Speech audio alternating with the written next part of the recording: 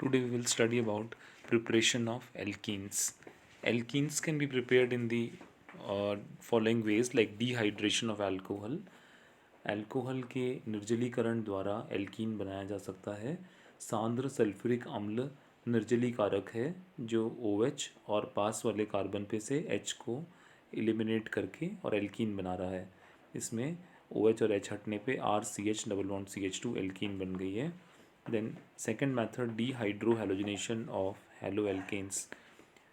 Hello alkane के विहाइड्रो हेलोजनीकरण द्वारा इसमें जिस कार्बन पर हेलोजन है अल्फ़ा कार्बन कहा जाता है, उसके पास वाले कार्बन को बीटा कार्बन, उस पे से H हटेगा, अल्फ़ा कार्बन पे से X हटेगा. इन दोनों कार्बनों पे से H और X के हटने को विहाइड्रो हेलोजनीकरण कहेंगे और इन दोनों कार्बनों के बीच में द्विबंध आ जाएगा. और डीहाइड्रो हेलोजनेशन के लिए स्पेसिफिक रिएजेंट है अल्कोहलिक KOH या अल्कोहलिक NaOH और इस तरह से एल्काइल हैलाइड से एल्कीन बन जाएगी. सेड्जेफ rule. A reaction that produces an alkene would favor the formation of an alkene that has the greatest number of substituents attached to the carbon carbon double bond. Saytzeff नियम के अनुसार वह alkene अधिक मात्रा में बनेगी जिसमें द्विबंधित कार्बन परमाणुओं पर अधिक प्रतिस्थापी समूह लगे हों. ऐसी एल्कीन अधिक स्थायी होती है, इसलिए वो ज़्यादा मात्रा में बनेगी. यहाँ एक एग्जाम्पल में देखो 2-बुटानॉल दिखाया है. एसिड कैटलाइज्ड डिहाइड्रेशन करा रहे हैं और जिस कार्बन पे OH है उसे अल्फ़ा कार्बन कहा. अब बीटा कार्बन दोनों तरफ है, राइट साइड पे CH3 है और लेफ़्ट साइड पे CH2 है. जब हम CH3 में से H हटाएं और पास वाले कार्बन में से OH हटाएं तो उससे 1 ब्यूटीन बन रहा है. 1 ब्यूटीन में आप देख रहे हैं डबल बॉन्डेड कार्बन पे केवल एक तरफ ही एल्काइल सब्स्टिट्यूएंट इथाइल है, जबकि यदि बीटा कार्बन CH2 पे से अगर H हटाते हैं तो 2 ब्यूटीन प्रोडक्ट आएगा और 2 ब्यूटीन में डबल बॉन्डेड कार्बन पे 2 एल्काइल सब्स्टिट्यूएंट लगे हैं. दोनों कार्बनों पे एक एक एल्काइल सब्स्टिट्यूएंट है. इस तरह से जिसमें 2 एल्काइल सब्स्टिट्यूएंट होंगे वो ज़्यादा स्टेबल हो गई. तो 2 ब्यूटीन मेजर प्रोडक्ट होगा और 1 ब्यूटीन माइनर प्रोडक्ट होगा. इसी तरह से dehydro halogenation of halo alkane में भी आप देखें जिस कार्बन पे Br है वो अल्फ़ा कार्बन, उसके दोनों तरफ जो हाइड्रोजन दिखाए हैं वो बीटा कार्बनों के हाइड्रोजन हैं. यदि हम टर्मिनल कार्बन किनारे वाले कार्बन पे से H हटाएं और पास वाले कार्बन से Br हटाएं तो 1 ब्यूटीन प्रोडक्ट आएगा, लेकिन 1 ब्यूटीन में एक ही अल्काइल सब्स्टिट्यूएंट है डबल बॉन्डेड कार्बन पे, जबकि अगर CH2 वाले कार्बन पे से H हटाते हैं तो 2 ब्यूटीन प्रोडक्ट आ रहा है जिसमें डबल बॉन्डेड कार्बन पे 2 एल्काइल सब्स्टिट्यूएंट हैं और जितने ज़्यादा एल्काइल सब्स्टिट्यूएंट अगर डबल बॉन्डेड कार्बन पे होते हैं उतनी ही एल्कीन की स्टेबिलिटी ज़्यादा होती है. इसलिए सेड्जेफ रूल के कारण 2 ब्यूटीन यहाँ पर मेजर प्रोडक्ट होगा. Reactions of alkene. एल्कीन की अभिक्रियाओं में पहले है कैटालिटिक हाइड्रोजनेशन, कैटालिटिक हाइड्रोजनीकरण. इसमें असंतृप्त से संतृप्त बन जाएगा. Addition of hydrogen to a double bond and triple bond to yield saturated product. Alkene will combine with hydrogen in the presence of catalyst to form alkane. Platinum या palladium catalyst के presence में alkene पे हम hydrogen जोड़ रहे हैं तो द्विबंधित carbon दोनों पे एक एक हाइड्रोजन आने से ये संतृप्त एल्केन में बदल जाएगा और उनमें डबल बॉन्ड से सिंगल बॉन्ड में कन्वर्ट हो गया.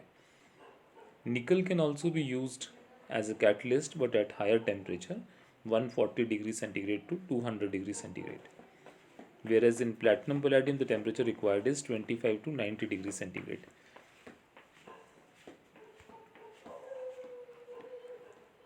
यहाँ देखें इथाइलिन पर हाइड्रोजन ऐड किया लो प्रेशर पे प्लैटिनम के प्रेजेंस में तो ईथेन में कन्वर्ट हो गया, दोनों कार्बनों पे एक एक H आ गया है.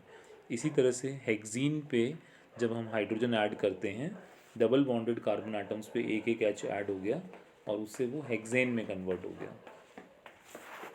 Then addition of halogens, halogen का अगर एडिशन किया जाए तो दोनों कार्बन जहाँ डबल बॉन्ड है उनके ऊपर एक्स एक्स इनर्ट सॉल्वेंट के प्रेजेंस में अगर हम रिएक्शन कराते हैं तो एक कार्बन पे एक एक्स और दूसरे कार्बन पे दूसरा एक्स आ गया। इस तरह से ये अनसैचुरेटेड से saturated compound die hello compound में कन्वर्ट हो गया।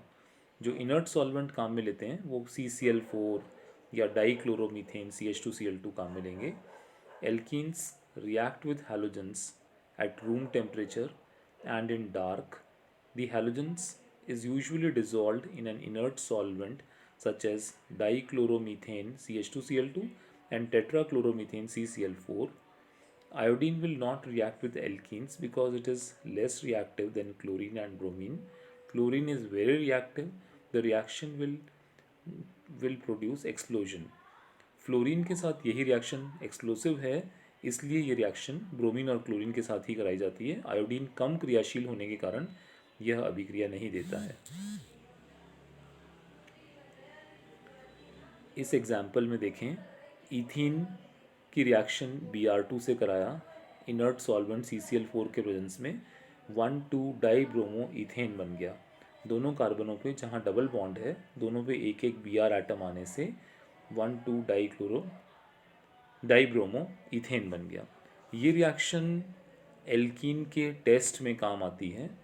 कैसे टेस्ट में काम आएगी? अनसैचुरेशन का टेस्ट है ये, ब्रोमीन वाटर टेस्ट। अगर हम बेयर्स रिएजेंट या फिर ब्रोमीन वाटर, इन दोनों के द्वारा हम अनसैचुरेशन का टेस्ट कर सकते हैं।